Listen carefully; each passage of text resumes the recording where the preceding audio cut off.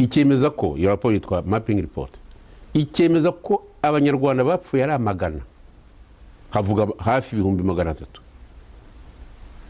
ko abo bantu biramutse bishyizwe imbere y'inkiko byafatwa nka genocide. Umuntu akajya imbere y'abantu ati jewe ndi intore cyane ndi umumarayika nta muntu nishe, abahutu nimupfukame musaba imbabazi.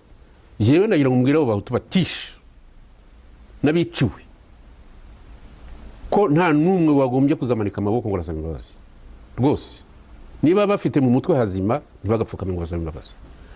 Ni ari umuntu w'inararibonye, ese hari ibyo yadusobanurira byabaye mu Rwanda mu gihe yari Premier Ministre, cyane yibanze ku byago byaguriye u Rwanda muri 1994. Ibyago rero bakunze kubivuga ngo ni ibyago abandi ngo ni amahano, ntawe uvuga ko ari na genocide nibura ngo dusobanurire ariyo. Birumvikana ko Jimmy sinzi imyaka afite, ariko aramutse ageze nko ku myaka 35 byantera agahinda. Niba ashaka kumenya ukuri ukabuzi na adresse y'uzamubwire azayoboka ishyaka Rwandan Dream Initiative, kuko tuvugamo ko kwiga amateka ari ngombwa kugira ngo tuzabone ko dusobanura politike. Ku byerekeye ngo pension, nta pension muri politike. Yiza kuhaba mu baperezida bariho ubu ngubu nyirango wagombye kuyifata mbere yabari nka perezida wa Zimbabwe uri hafi kugira imyaka 90 kandi akaba gihatana. Undi wagombaga kuba yarayifashe nyirango ni perezida wa Senegal we yavanyweho n'amatora. Ngaba rero nyirango mbwire Jimmy ko nta kintu na kimwe gishobora kuzamvana muri politike kiretse mugaye cyangwa se ngacika ururimi cyangwa se ngapfa amatwi. Nzayikomeza rero kugiza igihe ahubwo abantu barambiwe. Sinjya muri politike kubera ko nshaka kuba perezida, ntabwo ari byo binjyanamo. Nshaka kujya muri politike kugira ngo ibitekerezo byanjye ngire abantu babikurikira. Iyo nza kurwanira iby'ubutegetsi twashyizeho minisitiri w'intebe mu ishyaka. Ishyaka ko ryagiyeho abantu bari barandwanije ntibazi n'uburyo byagiyeho n'ukuntu narwanye kugira ngo ishyaka riyeho. Ubwo yari MDR. Bamwe baza bavuga bati kugira ngo MDR ngo ikomere. Tumaze kuyigeza ahantu hakomeye cyane kandi yarobutswe n'urubyiruko. Abantu bati byaba byiza kwiba pari muhutu. Ibyo siningiye kujya muri ayo mateka yayo. Gusa nagira ngo mubwire ko ibitekerezo mfite n'ibyo nari mfite ntabwo mbitandukanya namba. Iyo myaka yose ihise kuva 19 ubajize imyaka 24 hafi 1/4 cy'ikinyejana. Ibitekerezo byanjye ntabwo byigize bihinduka. Nta kintu rero numva mbona ko imyaka yahise ngubwo ngiye nasaza n'ibitekerezo byatwagira mu birasaza biracyari intact. Biracyari byabindi. Reka rero ngaruke kuri iki ngiki nuko ibyo byo kuba ngo president ngo akunda ngo ubutegetsi ngo nibiduma ngo hatana kuba president abanyarwanda babingize nabiharaniye sinumva ko Jimmy yabarwanya. Twaba tumize muri demokrasi. Iyo gihe cyo mugomba gukimamo amahoro. Iyo nza kurwanira ubutegetsi ntabwo mba narahatanye kugira ngo Nsenge yaremye abe minisitiri w'intebe. Nanjye hari abantu benshi bambwiraga bati bibi nanze kubiba. Mvuga nti ndwanye ishyaka. Ibitekerezo byanjye bihite. Ariko icyo gihe nuko wari utegereje kuba minisitiri w'intebe nyuma ya Korudarusha. Birumvikana ko kuba minisitiri w'intebe twabishyizeho ku itariki ya 16 z'ukwezi kwa kane mwaka w'1992. Icyo gihe amasezerano ya Arusha yari ataranatangira kubaho. Byaje nyuma. Ntabwo rero twari tuzi ko hazazaho indi guverinoma bita ngo yinzi bacyuho igiye mu na FPR. Sicyo cyari cyanyanyamo. Numvaga mfite icyo bita ambition mu Gifaransa cyo kugira ngo ibintu bihinduke. Tugakora na equipe. Ariko abanyarwanda nasanze bakunda ubutegetsi ku buryo butangaje. Abo twabuhaye nibo badusenyeye ishyaka. Reka rero dukomeze ibya Jimmy. Ikindi cya kabiri avuga aragira ati mbese nari nkwiye gushyiraho nka centre nkajya nigisha abana. Ni ibitekerezo byiza. Abana kugira ngo bazajye muri politiki bagomba kumenya amateka yabo. Bakamenya nk'ibyo bita ngo bahutu n'abatutsi n'abatwa aho byaturutse. Bakamenya ibyo bita ubwoko ibyo ari byo. Ubwo ibyo bita ubwoko n'ibyo bataradubiza biva mu Gifaransa biva kuri race. Mu Rwanda nta race zihari. Bazabyumve bityo. batyo. Ibi abazungu bazanye babwira ko bamwe bakinagaye abandi batakinagaye, ni ibintu mwari mukwiye gusubiramo. Ese ni kuki wowe niba uri umunyigenge cyangwa se ukaba umusinga cyangwa se ukaba umwega, kuki umuhutu n'umutwa n'umututsi basangira ubwo bwoko no kubera iki? Kuki se habayeho abasinga bitaga abashingira bwami, bari abahutu bagashingira ibwami, ko ibyo bintu bitari bujijwe byaje kugenda bite? Kuki se umwami w'umubanda witwa Mashira yashingiraga umwami Mibambwe muri class zitandukanye, imwe ikalari y'abanyiginya indi ari kalari y'ababanda? Kuki se bavuga bati habayeho umukobwa witwa Bwiza bwa Mashira ngo budashira irora nirongora, akaba yari umuhutukazi, ariko abandi bakibwira ko ngo ari bo beza kurusha abandi, ngo babishe kubera uko basa. Ubuse bene data cyangwa bene mama cyangwa abana babo bishe kubera uko basa ni bangahe? Nkaba rero nyina ngo icyo kibazo uwo mwana avuga Jimmy, ni ngombwa ko abanyarwanda bita ku mateka yabo, ni ngombwa ko abanyarwanda bagomba kumenya imibanire yabo mbere yuko abazungu bagera mu Rwanda, bamenye uko abami bategekaga imiryango cyangwa se ibyo bita clan bavuyeho, bavanyweho n'umuryango w'abanyiginya. Ntibakiga icyo, bose baragenda bakiyahura mu bitabo bya Alex Kagame yakoporoye mu byerekeranye n'ubwami bw'abafaransa, bakamanuka ngo bategeretse imyaka 600 irakaje. Ibyo rero nkaba nibwira ko amateka tuzagira igihe cyo kuyasobanura, kandi bashaka kuzayasobanuza bazanyandikire n'iyo centre tuzayishyireho, ariko iyo centre ntabwo ari izatuma mfa politiquement. Kuba ngiye muri iyo centre ntibivuga ko mvuye muri politike, ntabwo nabishobora. Politike nzayigumamo kugeza igihe mvire mu mwuka. Icya gatatu cyari iki? Icya gatatu wenda turaza kubigarukaho nyuma. Mu byo nyine asaba ko mwazasobanura n'ibijyanye n'impfu z'abantu zabaye mu Rwanda, urupfu rwa Habyarimana, urwa Gata n'abandi baguye mu Rwanda. Nibyo rero, reka ntabwo ari ukumena amabanga kuko ni ibintu officiel. Hari umugabo washinze RDR yitwa Nzabahimana, irindi sinyibuka, François.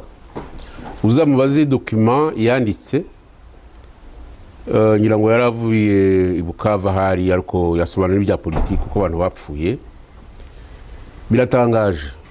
Bimwe ngo n'abantu ngo bize za universite, ibyo bita kaminuza. Yandikiye parlement, yandikira na gouvernement belge ko Twagiramungu Faustin yewe wicaye hano imbere yawe nishe Habyarimana, nica Gatabazi, nica Gapyisi, nica na Bucyana. Ibyo ni ibintu yanditse kandi yarabisinyiye. Ndagira ngo bene abo bantu nta nubwo bari bakwiye kujya bajya muri politike, kuko barayobya abana. Umwana wasomye ibyo bintu akumva ibintu bamvuga, dushobora no guhurira ku muhanda kandi janjagura. Ibintu bintu badukozeho ni abantu benshi cyane cyane biganjemo abahutu bavuga ko ndi Kabutinda ejo wateje ibibazo mu Rwanda, ko numvikanye n'inyenzi. Nabivuze mu bibazo bya mbere wambajije, nahagira inyenzi ivuga ko numvikanye nayo izazi bitangaza. Nani mfite ibitekerezo byo kurwanya ubutegetsi bwa Habyarimana. Ibyo nibyo Habyarimana naramurwanije, ntabwo namurwanije mvuga ko agomba kuva ku butegetsi, yashoboraga kwitoresha. Twashakaga demokarasi. Ese iyo MRN iza kudutsinda amatora byari kugenda bite? Nta ngabo nari mfite, ariko Habyarimana ashobora gukomeza gutegeka. Nkaba nibwira ko iyo tuza gutsinda umwe muri twe mu ishyaka rya MDR, wenda Habyarimana nawe yari kwemera ko dutegeka icyo gihugu cyacu, n'ibyo twarwaniraga. Ariko ntabwo nagira igitekerezo kubera ibintu bya politike, sinigeze mbigira no mu bwana bwanjye kugeza kuri uyu mwaka ndiho. Muri imyaka ngezemo nta muntu n'umwe nigeze ndwana nawe. Ibyo gutera imigeri no gutera ingumi, byo kurashija za Karchanikov bari aba Kagame badukanye, ntabyo ngira mu buzima bwanjye. Nkaba rero ngira ngo mbwire Jimmy, uburyo abanyarwanda bapfuye biragaragara ko ababikoze babitekerejeho, kandi biragaragara ko bitagomba kuba ibyo bita mu Gifaransa à sens unique. Ngira ngo FPR ntabwo bizahakana, nacyo gituma rukokoma yaba ngombwa ngo ivuge ko baje bakanyura ibyo bita ngo mu mashyamba, uretse hariya ko banyuze muri za Byumba nta n'amashyamba menshi ahari, bakaza babitwaje ishapure, baza basenga Bikira Mariya cyangwa se bambaza Yezu Kristo umwana we na Mungu Patri, ngo bacyure mu Rwanda. Baje bica abo biciye barahari, baje bayogoza mu magambo make, bateje ibibazo bikomeye cyane. Abantu bapfuye igihe jenoside yibasiye abatutsi mu gihugu ni benshi. Dutanga urugero rwa komine Giti, bari dufitemo n'abayoboke benshi cyane, bari bashimijwe nuko FPR yaza bagakorana nayo. Kagame azasobanurira aho abantu baguye, bagiye bacukura ibyobo bakashyiramo abantu barangiza bagatera insina, hapfuye abantu benshi. Ikibabaye ibyo kubigirira gihamya ntabwo ndi mu rukiko hano, niba abo mbirega nibaramuka bandeze bazazana gihamya, kuko ibintu byabaye mu Rwanda n'amahano. Ikintu rero giteye agahinda ni ukubona, ubwenda turaza kubigarukaho, nka bamwe bavuga ngo babwira urubyiruko ngo abahutu bajye bapfukama ngo basabe imbabazi ngo bishe ngo abatutsi. Ariko ni igitangaza, ntabwo sinabona icyo mvuga, sinabona icyo mvuga, kuko kubera ko twebwe tuba twarabaye, babyita témoin mu gifaransa, ni ukuvuga abatangabuhamya. Umuntu ashobora kubindikirana abana, ariko ntabwo yabindikirana abantu bakuru nkatwe. Abo bana rero bashaka kubindikirana ngo mujye mutega amaboko n'ibiramba mupfukame, ngo muvuge ngo ba data na ba mama na ba sogokuru bashiki bacu abahutu, ngo ubwoko dukomokamo, ngo abo bicanyi bo bashaka gusaba imbabazi nibazisabe. Abogeza abo bicanyi nabo nibabanze basaba imbabazi, kuko u Rwanda, abanyarwanda barahemukiranye. Inkotanyi zarishe n'abanyarwanda bita interahamwe n'abari mu mashyaka barishe. Ntihakagire uwiyira umumarayika ngo aje kwitenga imbere y'abantu abwiriza abantu gusaba imbabazi atarasabize. Yewe ukuboko ubona sindafata imbunda mu ntoki. Kagame yarayifashe, Kagame afite abantu yishe, Kagame afite abo yicishije. Ntabwo rero ufite uburenganzira bwo kujya imbere y'abanyarwanda bwabwira ngo basaba imbabazi. We kandi narabyanditse zitukwa mu nkuru, we nabanza abwira abanyarwanda ati turashaka rukokoma, nanjye mvuga ibyaha nakoze, akore nk'ibyo uwitwa Rudasingwa bakoranye agenda avuga akemera. Mperutse kwandika kuri Twitter avuga nti naba nabirega bakemera ibyaha bakoze, aho bazagirirwa imbabazi. Nako twigishijwe muri Kiliziya Gatolika, nkaba nizera ko n'abandi bakirisitu ariko babyiga. Ariko ntabwo umunyabyaha ashobora kuza ngo kimwe na wa mufarizayi ngo nyagasani ngo bose n'abanyabyaha ngo nyi nta byaha mfite. Ibyo ntibizashoboka. Kuri ibyo byaje imirero ko mbirangiriza ahangaha. Yewe ntabwo ndi comptable w'abantu bapfuye, nta muntu wanshinze kubarura abantu bapfuye. Ikibazo cye ni kizajya mu mateka, abemeje ko hapfuye 800,000 by'abatutsi, bakongera bakemeza ko hapfuye nako hapfuye miliyoni y'abatutsi, akaba ari bigenda byandikwa mu bitabo, bazabisobanure. Gusa icyo nabwira Jimmy, amenye ko iyo mibare yatanzwe n'abazungu birirwaga bazerera bagenda babishya rubanda bashaka amahaho yo kugira ngo imfashanyo yinjire mu gihugu. Ibyo bintu ni ibintu bigomba kuzasobanuka. Ibyo byo kuvuga ngo statistique zari ziriho zivuga ko abatutsi mu mwaka w'igihumbi 1992 bari hafi 700,000. Muri mwaka w'ibihumbi imyaka 2 sinumva ukuntu bose baje guhinduka bakaba miliyoni 1. Ibi bintu byo mu Rwanda ni ibintu bikomeye cyane. Nkaba ahubwo ngiwe nisabira umukuru w'igihugu wumva ko abantu ngo bagomba kujya bapfukama bagasaba imbabazi kugira ngo arebe undi murongo wa politike yashyiraho, aho gukomeza kuyobya urubyiruko, cyane cyane urubyiruko rw'abana ngo b'abahutu agira ngo bamwemere. Jewe nta bahutu nshaka ko bamvugira, nta n'abatutsi nshaka ko bamvugira, nta n'abatwa nshaka ko bamvugira.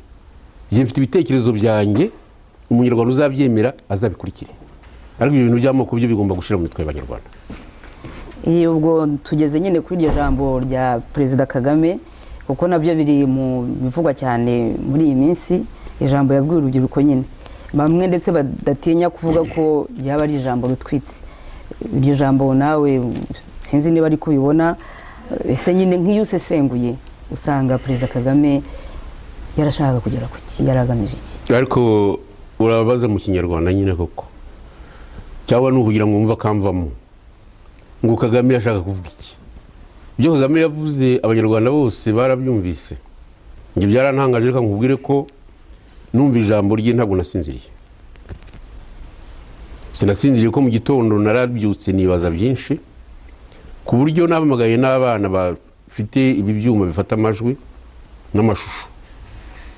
Naravuze mvuga isaha n'iminota 62 nabuze icyo mvuga mu by'ukuri. Nije wababwiye ko ibyo bintu bitagomba no guhita. Ntibigomba guhita kubera ko byari imvange ndashoboye gusobanura igitekerezo cyanjye. Natangajwe no kubona umukuru w'igihugu afata ijambo ahekenya amenyo n'iminkanyari mu gahanga avuga ko ngo abantu b'abahutu bagomba kujya basaba imbabazi, aca n'imigani ngo hari abashinyagura ngo bari mu mahanga ngo birirwa bavuga amagambo kugira ngo bene wabo babumve, ibyo yita ngo iyo constituency yabo akagira ngo sinumva icyongereza. Nigeze kuvugira kuri BBC ko yewe twagira mu reka nongere mbisubiremo, ntazigera na rimwe mfukamira umututsi musaba imbabazi mu izina ngo rya bene wacu. Abo bene wacu barivugira, bazazisabe bo babicanyi, abo ngabo bumva arabicanyi bazazisabe. Ariko impamvu cyane nuko umugabo yarara yavuze kuri radio BBC ngo ageze i Kigali ngo abona amajyambere ngo abona iki, ngo noneho ngo atekereza ngo ibyo abahutu ngo bakoze, ati twese tujye dupfukama dusaba imbabazi twese abahutu. Ndagira ngo mumenyeshe ko abahutu banyiciye abavandimwe, bica abo bashakanye, bica n'abana babo. Kugeza ubu ngubu ntabwo nagize uburyo bwo kubashyingura, sinzi niyo bagiye bagwa, barimo n'ibibondo, barimo nabo bavanywe amada. Noneho utekereza ko ngomba kwishyiramo nabo bahutu babicanye nanjye ngapfukamana hamwe nabo nsaba abatutsi imbabazi? Sinzabikora. Abandi bazabikore niba bumva bibanejeje, ariko ntabyo nzakora, n'uwo nzasiga. Icya kabiri kuri ibyo, ndagira ngo Kagame niba azareba aya mashusho mudufata azafashe hasi imvugo ye mbi yo kongera kubyutsa amoko, kandi wavuga ko ngo yashyizeho inkuta zibuza abantu kuzongera gusubira muri ibyo bibazo by'amoko.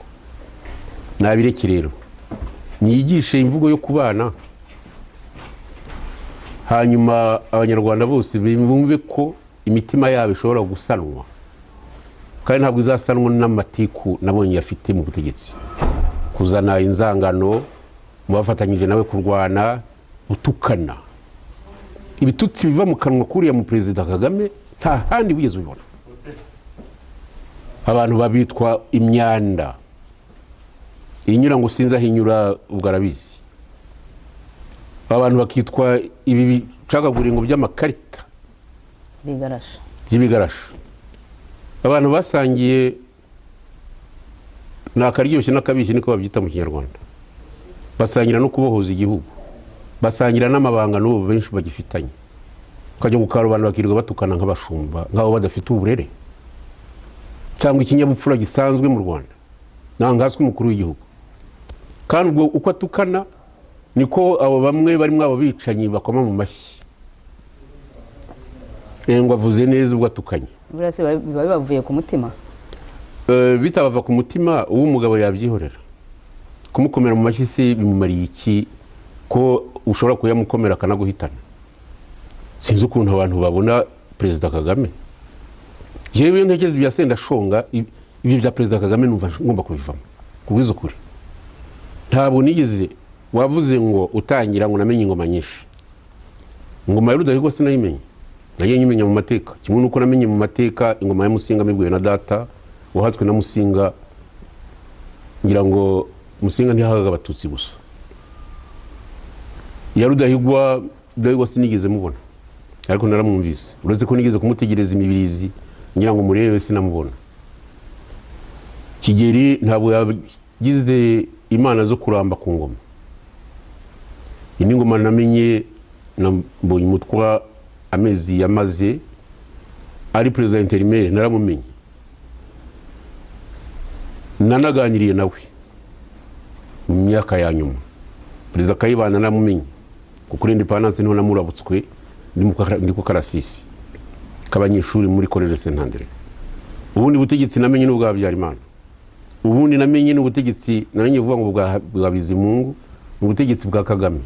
Ariko igituma ndondora ya magambo yose ibyo nzi nabonye ndi umwana nkabona abo perezida nkabona n'abami sinigeze mbona umuntu utegeka igihugu nabi nka Kagame rwose umuntu wica ntagomba gutegeka igihugu umuntu wica abantu bakoranye nawe none mbisubiremo ibintu ntabwo nabivuga kuko ari byo nshobora kuvuga mfashwe n'ikiniga bikaba atari byiza ahubwo wowe washoboye kumucika ute kandi mwarakoranye ibyo abantu benshi bakunze kuvuga ko mfite amayiri nta mayiri ngira ubona mpagaze ntya abo bene wacu bakaba barapfuye nkaba narahizwe bukwari mpigwa nabo bahutu babicanye nkaba nabo ngabo bari ku ngoma nabo sinavuga ko batanshatse kandi sinkomo kumena amabanga hano wenda n'ubu baracyanshaka ariko izo nzira zose nanyuzemo nazinyujijwemo na Nyagasani Uwiteka ntacyo nakoze kugira ngo nyine muri ayo mayira mbe nkiho biratangaje cyane ukuntu arije watangiye politiki nkabwira abanyarwanda ko tugomba gukora mitingi ya mbere kwa twarikoze ku itariki ya 11 z'ukwezi kwa 8/1991 kugira ngo dutinyure abantu ari nkaba nkiriho akaba ari nayo mpamvu nkomeza politiki kubera ko kwaba ari uguhemuka ngahemukira abo twatangiranye bapfuye bazize iyo politiki noneho ngiye nkajya niryamira nzayikora kugeza igihe abo ngabo bari i Kigali bafite imigambi mibisha yo kumara abanyapolitiki bandasiye cyangwa se kundasanyira ngo nibyo byiza bizaruta kumfunga nabo vuga ngo bazambuza kujya mu gihugu cyanjye ibyo ntibishoboka wenda bazansinda ishyanga ariko si ku bwende bwanjye ye kubyerekeye iryo jambo ry'umukuru w'igihugu hari aho yageze avuga ngo gufungura imiryango ya politiki hari nabwo yavuga ko nta urusha u Rwanda kuba rwarafunguye iyo miryango ati ndetse n'abajenosideri bafitemo imyanya aho uranyibukije umenya natandukiriye ntabwo narisesenguye ryose ibintu byambabaje ni byinshi nibyo iryo jambo ngo gusaba imbabazi ni ijambo ngo abari hanze ngo barashinyagura ni ijambo ngo n'abatarakoze iyo jenoside ngo bagomba kujya basaba imbabazi mu izina ry'ubwoko bwabo ni igitangaza ibyo bintu rero ni ibyo bita muri langage mu magambo avugwa hanze ngo nagahoma munwa yewe nazungurutse ibihugu by'Uburaya nje no muri Amerika mvuga ko igihe kigeze cyo kugira ngo abanyarwanda bagire urubuga rwa politike ari byo bita espace politique ari byo bita mu cyongereza political space wumvise ukuntu president avuga political space inshuro eshatu ngo yiki ngo tuyihana ba genocidaire uwamubwiye guha espace politique ba genocidaire duhari ninde kuki ayiha ba genocidaire ntayiduhese n'ukubera iki iyo mifatanyirize ye n'aba genocidaire twe duhari dushaka demokrasi ni bwoko ki ararangiza ngo democracy ngo human rights ngo freedoms ngo ibyo bintu ntibyiyapplyinga hano ntibyiyapplyinga hano kweri kubera iki oya abandi bavuga ko ari ukubera iki Kagame se igihugu yaba yarakigize nk'umugabane yaba yarasigiwe n'umuryango we igihugu ni cyacu twe abanyarwanda nitube abo bahutu nitube abo batutsi cyangwa batwa ariko tuvuge abanyarwanda nta muntu numwe numva yagombye kujya hariya mu ruhame ngo avuge amagambo nkari ngo yarafunze hose yabanje kuvuga ngo afite amategeko ngo ntarengwa ngo urukuta ngo abantu badashobora kuzamuka ayo mategeko hari resolution yashyizweho na Union Européenne ejo bundi ivuga ko yaragombye gusenya ibyo bikuta by'ayo mategeko kimwe n'uko ubu ngubu bamuriho akareka ibinyoma byo kubeshya ngo ntari muri M23 ayirimo n'ibindi binyoma rero biriya beshya ngo ntihishe Habyarimana ntihishe bandi ibyaha bya Kagame bisigaye bigikwiriwe no mu gihugu igihugu cyabaye gito kugira ngo kibyemere ntabwo rero uriya muntu ari we numva ari we wajya gucira imanza z'abantu bagomba gusaba imbabazi we niyemere yicishe bugufa avuga ati nafashe ubutegetsi ku ngufu, hapfuye abantu, ariko muri abo bapfuye mfitemo n'uruhare rwanjye, nsabye imbabazi. Reka rero ndangirize kuri iki ngiki cy'abo bapfuye, kuko abantu bakunze kubyitiranya kenshi. Hari ibintu byerekeranye na jenoside yibasiye abatutsi, akaba ariho wumva ngo nibavuga ko hari abantu bapfuye b'abahutu ngo biraba bibaye double genocide, niko bavuga. Ariko ngiye kuvuga ko biteye agahinda, nyamara biteye agahinda koko. Byaba bitangaje kuvuga ko tugomba kuzabana mu gihugu tutavuga ko abahutu bapfuye, aricyo ngo Ingabire yarabizize. Ariko bazasoma amateka kera bazumirwa kumva ko umuntu avuze ko ngo abahutu bapfuye kandi barapfuye. Reka rero ntanga ingero. Abahutu barapfuye kuva intambara yatangira muri 1990 kugeza muri 1998, bishwe na FPR.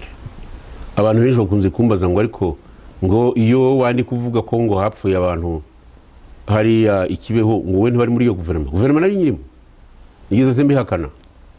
Ariko bari bayirwa ko ku itariki ya 8 z'ukwezi kwa 12 umwaka w'1994 navuye ku kibuga cy'indege i Kanombe ko hariho guverinoma ebyiri. Navuze ko hariho de guverinoma parallele.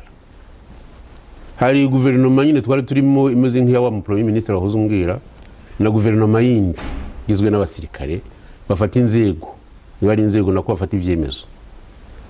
Abantu baguye ikibeho uzi ko banabishe ntanahari narindi muri Danemark. Ntabwo Kagame yazahakana ko atatanze uruhusa rwo kugira ngo babice, bahimbye ko muri iyo camp, no kuvuga mu gifaransa mu Kinyarwanda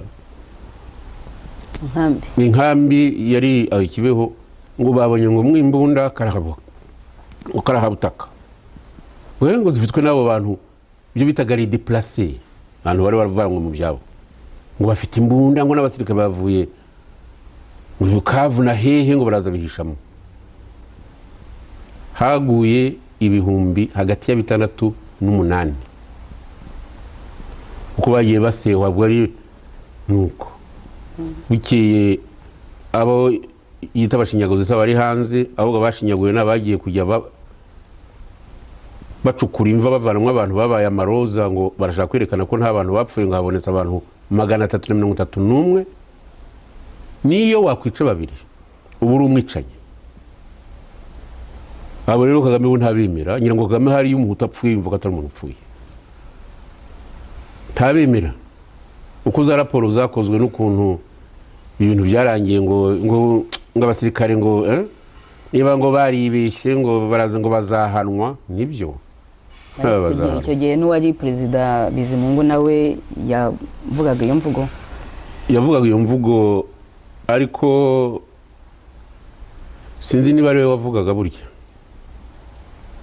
simbizi. Nta twe tutari duhari, umuntu nyine yumvaga ari uvuga ko ari perezida w'igihugu. Biriya simbizi, ndashaka kuzamenya ibintu nanjye nagiye mvuga nk'ibyo, wenda biriho. Ariko amagambo yanjye nayasobanuye ku itariki ya 8 z'ukwezi kwa 12 muri 1994. Hanyuma nza gufata umwanzuro ku itariki ya 25 z'ukwezi kwa 8 z'ukwezi kwa 8 mwaka w'1995.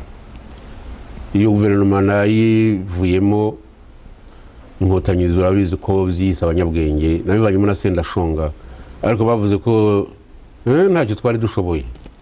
Tumaze kubashyiraho guverinoma turabizeye, bageze bati ntacyo bari bashoboye. Abantu bamaze gukindagura, abo bitaga opinion leaders bose ku misozi bagomba kurimbuka. Ntacyo twari dushoboye koko, kuko tugishobora tuba twarahagaritse ubwicanyi bwari buriho. Reka rero mvuge kuri ibyo by'ubwicanyi. Numva ko Kagame yagombye kujya busabira imbabazi. Ndagira ngo musabe niba koko ashyize mu gaciro, azemere we atanga uruhusa bari abepiskopi bagiye guhambwa bagerekanye muri kiliziya imwe Kabgayi, bashyingurwe muri za diyoseze zabo. Nta bantu bishe, niba ari nabo bagiye muri politike nicyo gihe bari barimo. Azabikore yereka abanyarwanda ko akoze ibyo bita geste, uretse ko mushobora kuzatangazwa nuko abo bantu badashobora kuba bakiri muri izo mva. Nigeze kuvuga ibyo abaturage bapfuye muri commune ya Giti, ntabwo nakomeza gusubira muri ibyo bintu by'abapfuye n'ibyo basendashonga bakoze bajya gutangaza ibimenyetso by'ubwicanyi bwabaye inshiri. Ndibuka ko yakoze raporo y'abantu bari bapfuye babajugunye muri za toilette. Minisitiri wa Interieur ajyayo bageze ku bantu 16 muri raporo yaduhaga verbal ati amazira ntoki yatubujije gukomeza. Uwo ni Sendashonga yari umugabo, ariko abandi baraza bakigira intore bagacumugara bati nta muntu twishe ahubwo bandi musaba imbabazi. Atakanyirubukozwemo nyirubuteruranwe nake bakinumira. Atakanyirubukozwemo nyirubuteruranwe nake bakinumira. Atakanyirubukozwemo nyirubuteruranwe nake bakinumira. Atakanyirubukozwemo nyirubuteruranwe nake bakinumira.